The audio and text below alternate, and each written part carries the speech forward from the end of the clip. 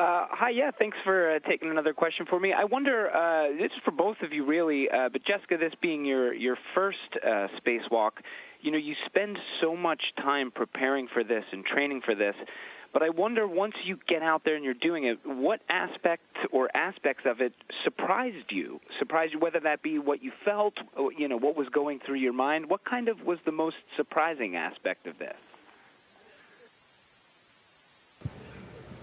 I think the most surprising aspect was something that I was prepared for, but I was still surprised by how strong it was. And we do experience it a bit inside the space station, but I felt it even more outside the space station because of the very large mass of the spacesuit. So in talking earlier about the differences between training in the neutral buoyancy lab underwater or in space, you know, we have very different forces at play. Underwater, you have the drag of the water that slows you down and actually holds you into position. So when you stop moving in the pool, you generally stay where you are because of the drag of the water and the viscosity of the water. When you're in space, you know, the slightest motion will just keep you spinning or keep you turning. So even though I knew I was prepared for this in my brain and lots of people told me and I knew what I had to do to try to counteract it, I was still surprised by how unstable you would be if you imparted motion in any direction, particularly because now it's not just the mass of you that I'm used to inside the space station, it's that great big mass of me, any tools I'm working with, any hardware I'm working with.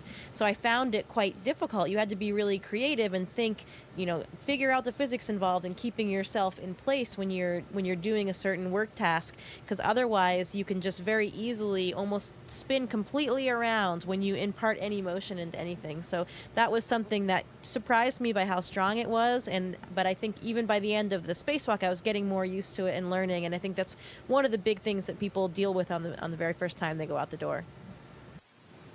Fun challenge, figuring that out.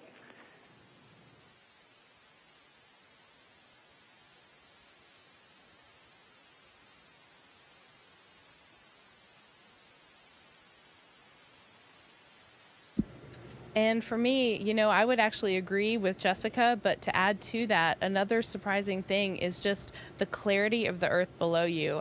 We don't have a lot of time to look around and take in the view. We're very, very focused. In fact, on my first spacewalk, I don't think I looked around hardly at all.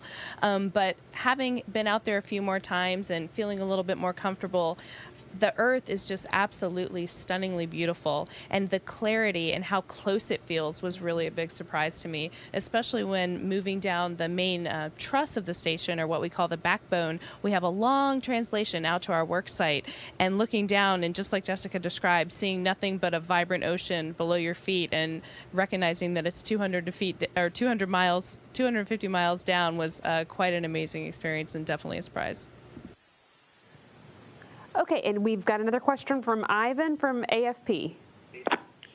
Thank you very much again. Maybe just a follow-up to a previous question. Do you feel that women face physical challenges in space that are different from men, even though you are all trained exactly the same way?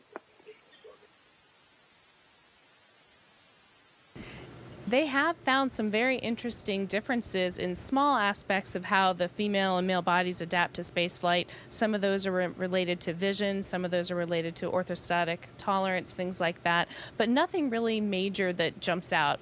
I've been up here and I've been fortunate enough to see many crews arrive and just watching a lot of different people adapt. And for the most part, all the adaptations that our bodies go through in that kind of change process is more or less the same. Some people may have aches and pains in different ways. Some people may face more motion sickness or less motion sickness when they first get here.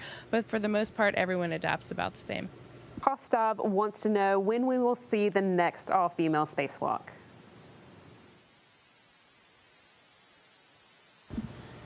Well, that's a good question. We don't know the answer to that right now. We probably will have some more spacewalks this expedition while we're both up here. There will be a series of spacewalks that may happen before any more of the battery spacewalks.